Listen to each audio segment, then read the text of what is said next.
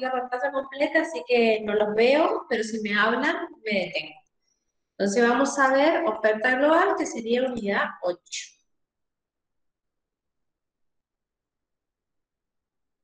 Bueno, comencemos entonces. Estamos del otro lado, dijimos, de lo que fue la clase anterior, que era la unidad 7, que hablamos de la demanda global. Haciendo una pequeña aclaración de qué se entiende por global y agregado. Otra vez, insisto en esto, para que quede claro, del lado de la oferta pasa lo mismo.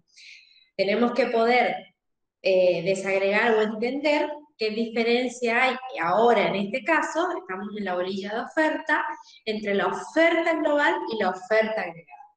Así como en la clase pasada la demanda también la veíamos desde el teorema neoclásico y keynesiano, obviamente que estamos en la práctica, vamos a verla desde el mismo punto de vista. Entonces, ¿qué entendemos, qué diferencia o qué entendemos por la diferencia que se genera entre lo que es una oferta global y una agregada? Que la oferta global es el total de cosas, el total de bienes y servicios. Cosas en economía se le llama los bienes y servicios. Entonces, el total de cosas que hay en una economía en un periodo de tiempo dado. Puede ser un mes, un año, lo que consideren para poder evaluar, pero total de cosas. En cambio, la oferta agregada es el conjunto de bienes y servicios producidos por la economía disponibles a un nivel de precio según su costo. ¿Sí? ¿Por qué hay diferencias? Porque dentro de lo global puede haber cosas que no sean producidas por esta economía. La Argentina produce bienes y servicios y trae de otras economías bienes finales o materiales. Esa es la diferencia entre una oferta global y una oferta agregada. La global consiste en el total de bienes y servicios disponibles y la agregada, el conjunto de bienes y servicios que se producen por esa economía a un cierto costo determinado que le produce su precio. Lo mismo pasaba con la demanda, el total de bienes demandados o el total de bienes que se demandan pero producidos en forma interna. Ahí les puse arriba, otra vez, hay que destacar esto.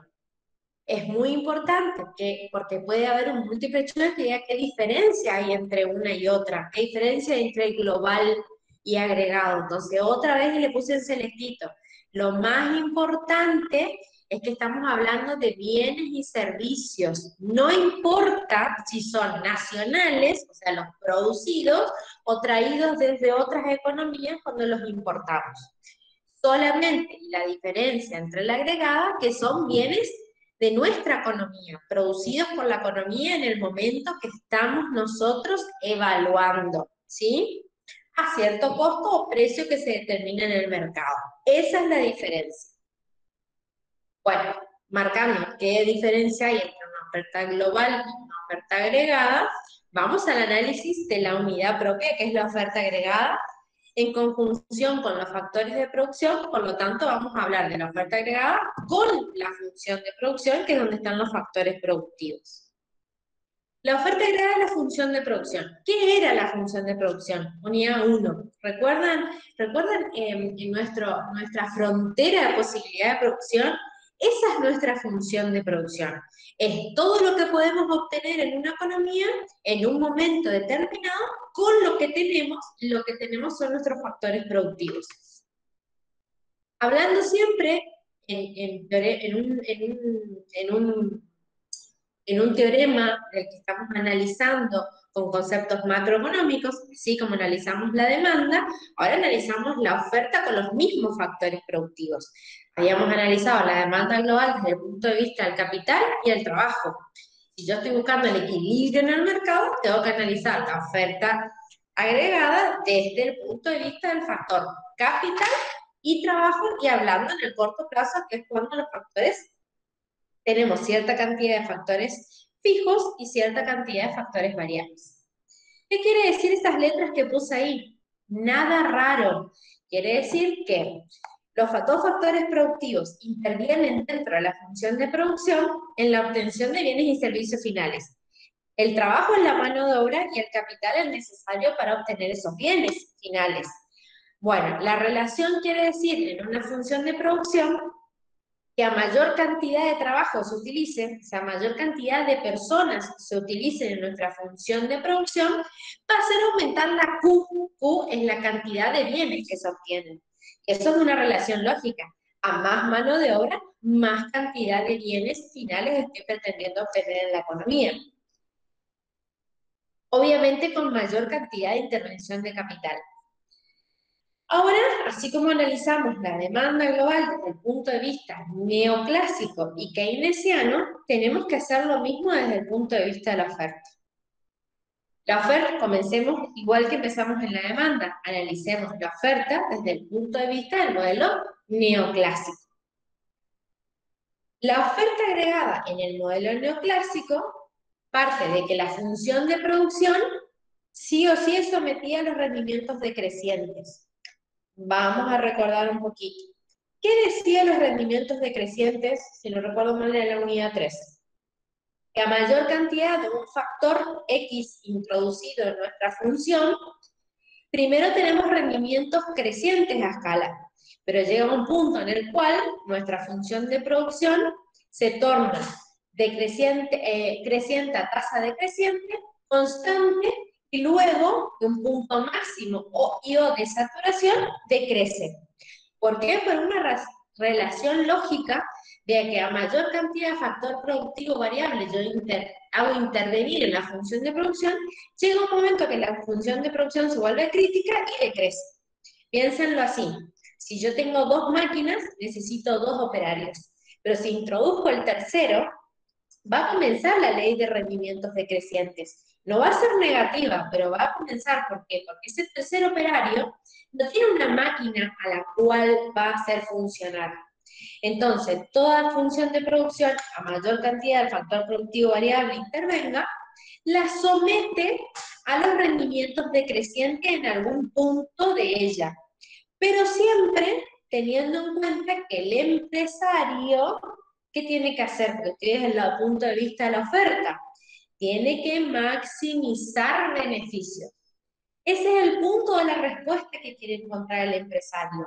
Si bien sabe que está sometido a la ley de rendimientos decrecientes, quiere encontrar aquel punto donde le es máxima la obtención de sus beneficios, donde más cantidad de producto obtiene a pesar de que esté en un punto donde pueda estar con rendimientos decrecientes. O sea, ¿qué beneficio? El modelo keynesiano es muy sencillo, si bien tiene 4 gráficas, se entienden de una forma muy clara. Comencemos por, yo estoy analizando la función de producción para poder entender lo que es la oferta. ¿Cuánto produce este señor para saber qué es lo que ofrece? Para producir necesita materia prima y mano de obra, o sea, capital y mano de obra. Entonces vamos a partir del cuadrante abajo donde dice función de producción. Esa es nuestra función de producción. A cierta cantidad de operarios, que sería N, encuentra cierta cantidad de bienes que está queriendo producir. Entonces, tenemos que entender que la función de oferta agregada parte de la función de producción, si no, no tiene que ofrecer.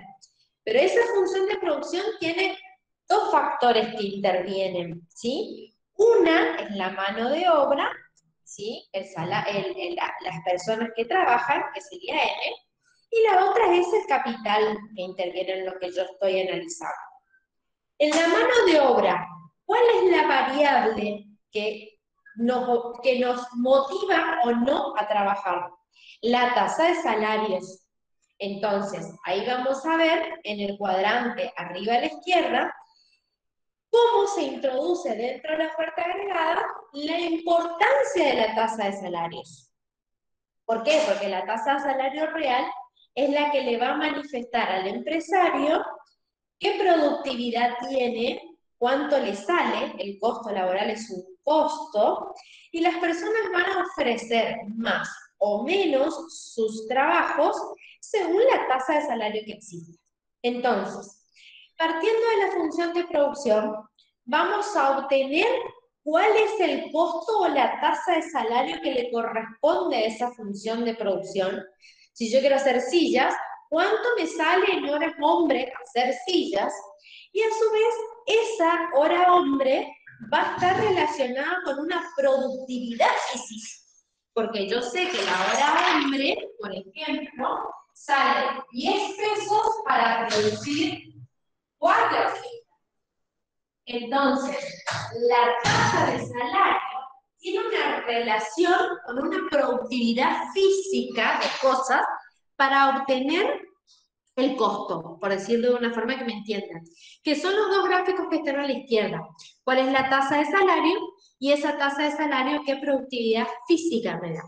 De la relación de ambas y la función de producción se obtiene que a cierto precio, 1, 2 y 3, por ejemplo, si le queremos poner, vamos a obtener cantidades 1, 2 y 3. ¿Qué precios? Los precios de la tasa de salario. ¿Y qué cantidades? Las cantidades físicas que intervienen según la tasa de salario.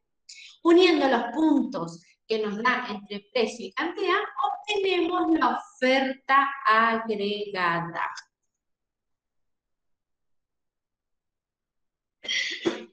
Ese es el modelo neoclásico. El modelo post-keynesiano, así como también cambiaba la demanda agregada, la oferta agregada también la analiza desde el mismo punto de vista. Dice que la oferta agregada en este modelo se obtiene empleando la curva de lo primero que hay que establecer es cuál es el precio. ¿Sí? Parte diferente, porque no lo analiza desde la función de producción, sino parte de definir primero el precio. ¿Qué precio? El precio de la tasa de salario, el precio que yo obtengo para obtener la tasa de salario. Entonces, este modelo establece primero el precio que deriva de la tasa de salarios. Entonces me muestra esta relación que yo les agregué acá, que el precio aquí es igual a W asterisco, que era la tasa de salario, con respecto a la relación de empleo-producto que obtengo. ¿Cuánto empleo necesito para cuánto producto vender? Y obviamente, como estoy desde el punto de vista de la oferta, esa tasa de salario que tiene una relación productividad-precio, obviamente tiene que estar relacionada con el beneficio que obtengo yo como empresario para invertir, ¿sí? Por eso, la tasa de salario en este modelo se la toma como constante o se la propone casi constante. No va a ser siempre constante. ¿Por qué? Porque la tasa de salario o el empleo indefinidamente no va a ser constante porque en algún momento voy a ofrecer una tasa de salario alta que va a fomentar que todas las personas quieran trabajar y me voy a quedar sin mano de obra cero. O sea, no voy a tener personas para emplear. Entonces, si yo no tengo personas para emplear, la constante hace que la curva ascienda, ¿sí? Que es lo que le quiero mostrar en el gráfico que sigue. Entonces, partiendo de que yo en el modelo post-keynesiano lo que analizo es la oferta agregada desde el punto de vista de conocer el precio, en el precio intervienen las variables de la tasa de salario respecto a la productividad que obtengo según tasa de salario y nivel de beneficios, cuando esa tasa de salario llega a un punto o nivel que le decimos crítico, primero está planchado, cuando está planchado está constante. O sea que yo te ofrezco 100 pesos y vos querés trabajar, 100 pesos y vos querés trabajar. Va a llegar un momento que yo no voy a tener más cantidad de gente a emplear, en donde el precio va a subir, ¿sí? Porque yo para poder obtener un nuevo una nueva factor trabajo, voy a tener que ofrecer 120. Entonces ahí la oferta agregada sube y deja de permanecer constante. O sea, el modelo post-keynesiano, ¿qué nos hace? Nos traduce en poner un número constante de precio, pero funciona en el primer tramo del análisis, siendo que cuando nos estemos acercando al punto crítico, voy a tener que ofrecer un poco más, y al ofrecer un poco más, la curva de oferta agregada va a ser como un tilde y va a crecer, sí, va a crecer y se va a modificar siendo ascendente la curva de oferta hacia arriba. ¿Sí? Igualmente se comporta igual con la curva de oferta, Nada más que en el primer tramo se comporta como constante, después asciende igual que todas. Ahora, por eso analizamos. Esta variable es cuando cambia el precio. Pero ¿qué sucede si lo que cambia es la tasa de salario sola respecto de las cantidades? Entonces, va a pasar lo mismo. En el primer tramo de la curva de oferta agregada va a ser constante. Cuando nos acerquemos o traslademos cerca del punto crítico, en vez de moverse la curva, se va a desplazar a la derecha o a la izquierda según aumente la tasa de salario real o disminuya o la cantidad aumente o disminuya. Si aumenta, se va a desplazar hacia la derecha, como se desplaza cualquier curva de oferta, o a la izquierda si disminuye, ¿sí? Eso hablando de que la alteración traslade toda la curva porque tiene o depende de un aumento o disminución de las tasas o cantidades. Cuando esto sucede, que yo estoy hablando de una relación precio-salario, es lo que nosotros vamos a ver la relación que hay y tiene un nombre la curva. La relación se llama curva de Philip. Es una relación que se genera a través de este movimiento y la oferta agregada. Es un incremento de tasa de salario, ¿sí? Que puede ser positivo o negativo. Obviamente, para que descienda el nivel de desocupación es positivo. ¿Por qué decimos esto? A mayor salario ofrezcan las empresas, ¿qué hacen las personas naturalmente?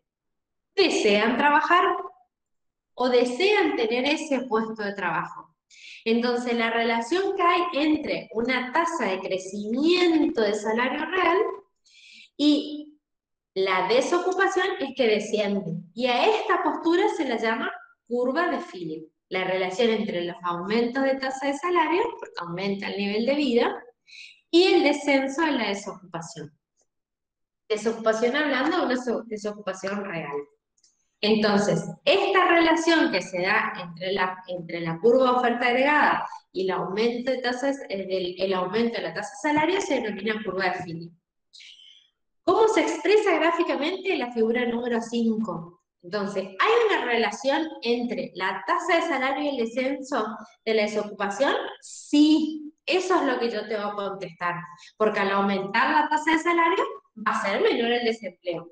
Es al revés, sí, si disminuye la tasa de un salario, va a ser mayor la tasa de desempleo, porque si a mí me ofrecen para trabajar 10 pesos, yo no voy a trabajar por 10 pesos y va a haber desempleo, y si recuerdan otras unidades que hemos dado, hay un tipo de desempleo que está dado justamente, que es estacional, porque el salario que uno pretende no es el que se ofrece en el mercado. ¿Cómo se expresa? La oferta agregada ya no es constante, sino que es una curva ascendiente que parte de cero, y que va a tener su punto de equilibrio en aquella cantidad donde la tasa de salario ofrecida sea la equivalente a la que buscan las personas en el mercado. Por último, en este tipo de oferta, ¿qué problema tiene analizar la oferta agregada desde el punto de vista de si hay o no relación en la curva de Philip, estamos hablando? Entonces, el modelo post-keynesiano tiene una particularidad, que tenía un tramo constante, y cuando se termina o se convierte en crítico, porque no hay más personas que deseen trabajar a ese salario, asciende. Y si aumenta la tasa de salario y las cantidades, se desplaza. Ahora, en la curva de Philip, no podemos analizar exactamente esto, porque no hay cómo definir el pleno empleo. No puedo llegar hasta 50, que sería el pleno empleo, y en 51 decir que la tasa de salario debe subir. Porque la relación que hay en la curva de Philip me muestra una tasa de salario ascendiente para disminuir la tasa de desempleo. Entonces acá el único problema que tiene esta curva de Philip en su análisis es que no me va a mostrar una cantidad de pleno empleo, ¿sí? Va a ser un análisis según los tipos de tasas variables pero no me va a mostrar el lugar donde en el modelo post-keynesiano nosotros decíamos que este era mi punto crítico y de acá en más subía la tasa, sino que este me va a mostrar un análisis constante de cómo va, a medida que va aumentando la tasa de salario, yo voy a disminuir la tasa de desempleo, ¿sí? O sea, no hay un lugar de intersección.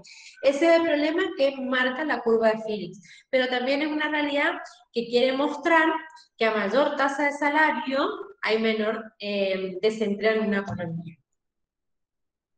Bueno, a ver, esto es un pantallazo de la unidad, como para que puedan leerla y comprenderla más allá de que van a encontrar eh, un montón de cuestiones algebraicas de las fórmulas, donde tenemos la equivalencia de la intersección en el modelo neoclásico, en el modelo post-keynesiano, y las fórmulas que llegan a la tasa de salario en la relación que tiene entre tasa de salario, precio y productividad y beneficios para el modelo post-keynesiano. Hay un montón de fórmulas a ver. Yo lo que busqué era introducir la teoría necesaria para que ustedes comprendan la parte teórica. Desdoblamiento de fórmulas hay un montón. No se ve práctica en esta materia ni de estos temas, pero no indica que no tengan que saberlo, ¿sí? Yo me concentraría para mañana en entender toda la teoría, tanto de demanda global como oferta global, que tiene su diferencia entre global y agregado, que es diferente, que se analiza por dos modelos, neoclásico y post-keynesiano, y dentro de la oferta se da una tercera cosa, que es lo que denominamos la relación entre tasa de salario y desempleo, que es la curva de Phillips. Después hay un montón de otras cosas para que lean, pero más es algebraico y de fórmulas que de teoría, ¿sí? Bueno, a ver, Luis y Valeria, ¿alguna consulta? No me digan todas, algunas.